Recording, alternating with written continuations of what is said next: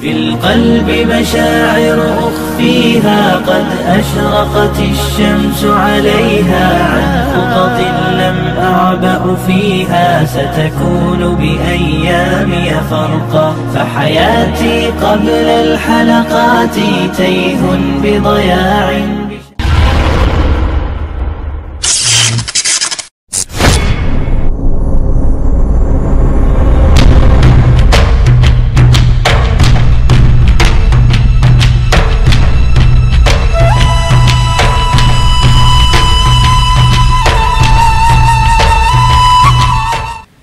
Assalamualaikum warahmatullahi wabarakatuh.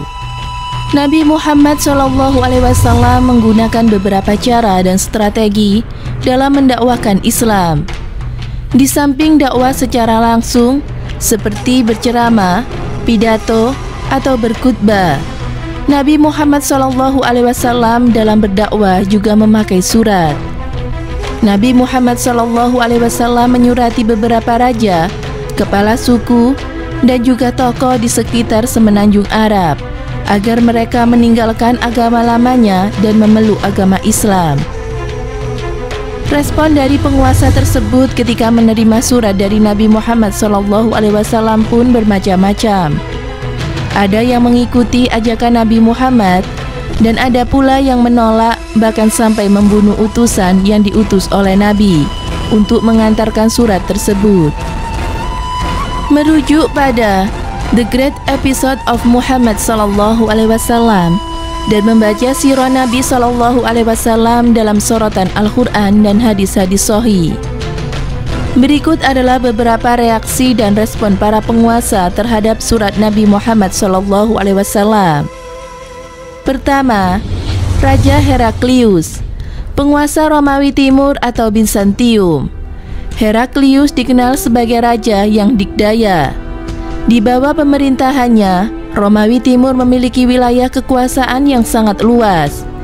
Ia berhasil mengalahkan Persia yang mencoba menyerang wilayahnya, bahkan menyerang balik hingga ke jantung wilayah Persia.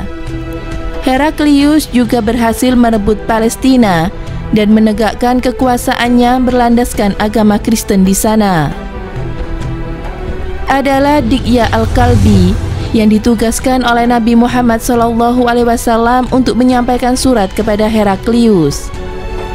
Dihya menyampaikan surat itu kepada Gubernur Basra untuk kemudian disampaikan kepada Raja Heraklius. Setelah membaca surat dari Nabi SAW, Heraklius mengumpulkan para pembesar kerajaan. Semula Heraklius disebutkan mempercayai kebenaran yang dibawa oleh Nabi Muhammad SAW. Namun karena para pembesar dan rakyatnya tidak menghendaki rajanya menjadi seorang muslim, maka Heraklius tetap mempertahankan agama lamanya, yaitu Kristen. Dalam satu kesempatan, Heraklius juga pernah berbicara dengan Abu Sufyan bin Harb tentang Nabi Muhammad SAW.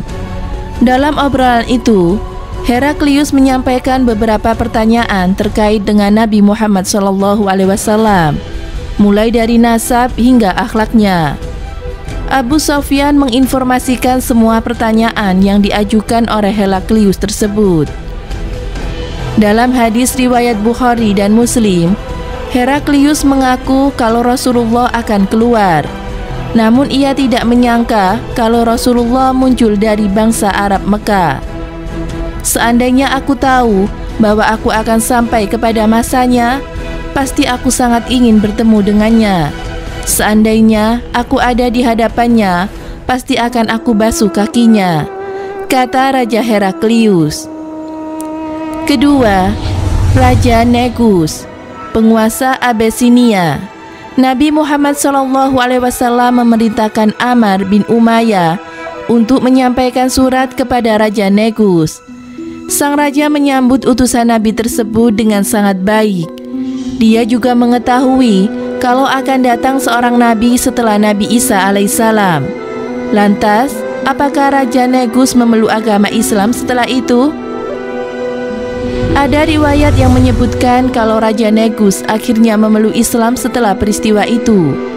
Ada juga yang menyebutkan kalau Raja Negus hanya berbuat baik kepada umat Islam, termasuk menyediakan kapal untuk mereka berhijrah ke wilayahnya.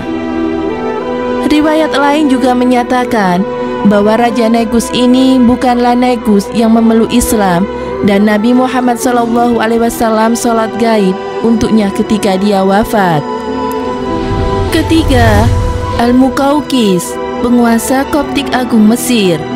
Al-Muqawqis menyambut baik ketika Hatib bin Abi Balta'a datang untuk menyampaikan surat Nabi Muhammad SAW.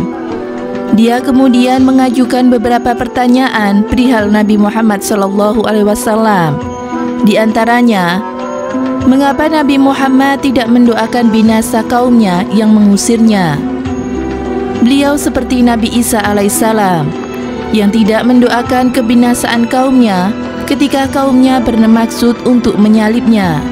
Jawab Hatib bin Abi Balta'a. Karena puas dengan jawaban-jawaban yang disampaikan oleh Hatib, Al-Muqawqis membalas surat Nabi Muhammad SAW dengan penuh hormat. Dia juga memberikan Nabi Muhammad sejumlah hadiah, termasuk 2 orang gadis Koptik. Salah satunya adalah Maria Al-Kibitiyah yang nantinya dipersunting oleh Nabi Muhammad SAW. Di samping itu, sebetulnya Al-Muqawqis tahu bahwa akan ada nabi baru yang diutus oleh Allah Subhanahu wa Ta'ala. Semula, nabi baru dianggap akan berasal dari Syam, namun ternyata dari Mekah. Keempat, Munzir bin Sawi, penguasa Bahrain. Al-Ala bin Al-Hadrami ditugaskan untuk mengantarkan surat kepada Munzir bin Sawi. Penguasa Bahrain ini menerima baik ajakan Nabi Muhammad SAW untuk memeluk Islam. Meski demikian, Nabi Muhammad SAW memperingatkan sang raja agar tidak memaksa seseorang untuk memeluk Islam. Bagi pemeluk Yahudi atau Majusi, mereka tetap diperbolehkan untuk menetap di Bahrain asal membayar jizya untuk keamanan dan kesejahteraan. Kelima, Raja Kisra, penguasa Persia. Respon Raja Kisra begitu keras ketika menerima surat dari Nabi SAW yang dibawa oleh Abdullah bin Husafa. Ia langsung menyobek surat Nabi setelah mengetahui isinya. Ketika mengetahui respon sang Raja Kisra atas suratnya, Nabi berdoa agar Allah menggoyah kerajaannya. Tak hanya itu, dia juga menyurati gubernurnya di Yaman, Baghzan, agar mengirim 2 orang terkuatnya kepada Nabi Muhammad SAW.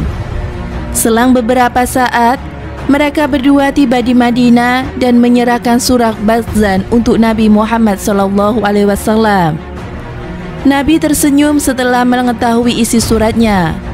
Mereka kemudian diperintahkan untuk pulang dan balik keesokan harinya. Sampaikan kepada teman kalian, Baghzan, bahwa Tuhanku sudah membunuh Kisra, tuannya, malam ini, 7 jam yang lalu, kata Nabi Muhammad SAW kepada 2 utusan tersebut. Benar saja, putra Kisra yang bernama Surya sendirilah yang membunuhnya. Kekuasaan kerajaan Kisra juga terkikis sedikit demi sedikit, hingga akhirnya hilang total setelah kalah menghadapi serangan pasukan umat Islam pada tahun 637 Masehi atau 8 tahun setelah Nabi berdoa. Di samping itu, Nabi Muhammad SAW juga mengirimkan surat kepada para penguasa wilayah di sekitar semenanjung Arab. Di antaranya adalah Gubernur Basra, Surabil bin Amr al-Ghazani. Namun sayangnya, Haris bin Umair, utusan Nabi yang bertugas menyampaikan surat kepada penguasa Basra, dibunuh setelah sampai ke tempat tujuan. Riwayat lain menyebutkan dia dibunuh ketika tiba di hadapan Surabil, dan Harislah satu-satunya utusan Nabi yang dibunuh. Semoga bermanfaat. Wallahu a'lam bishawab.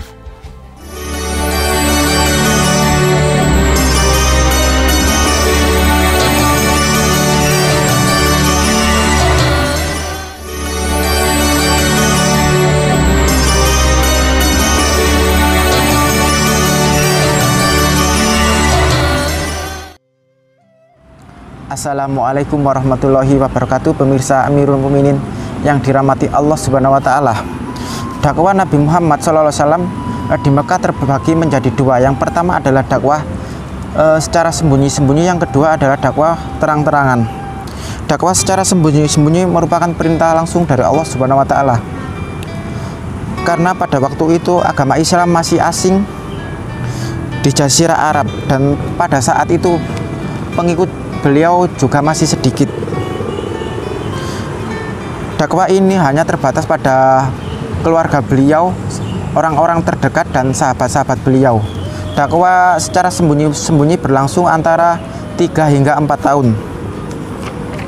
Yang kedua adalah dakwah secara terang-terangan. Dakwah ini adalah perintah Allah kepada nabinya untuk menyebarkan agama Islam ke penduduk Mekah, Jazirah Arab dan seluruh dunia. Di sinilah terjadi konflik antara Nabi Muhammad dengan penduduk Quraisy. Periode ini Nabi Muhammad mendapat tantangan yang hebat, bahkan diri beliau diancam dengan ancaman pembunuhan, dan para sahabatnya pun banyak mendapat siksaan dari kafir Quraisy. Metode selanjutnya selain dakwah secara sembunyi-sembunyi dan terangan adalah melalui secara langsung oleh Nabi, yaitu berceramah, berpidato dan melalui surat. Beliau mengirimi raja-raja dan kepala suku melalui utusan beliau agar mereka memeluk agama Islam. Di antaranya adalah Raja Heraklius, Raja Negus, Raja Al-Mukaukis Mesir, Raja Bahrain, Raja Kisra. Dari respon raja-raja tersebut ada yang menolaknya, ada yang memberi hadiah, dan ada yang menolak. Di antaranya adalah Raja Kisra Persia yang menyobek surat Nabi Muhammad SAW, dan beliau mendoakan kejelekan bagi Raja Kisra Persia tersebut. Semoga memberi manfaat. Wassalamualaikum warahmatullahi wabarakatuh.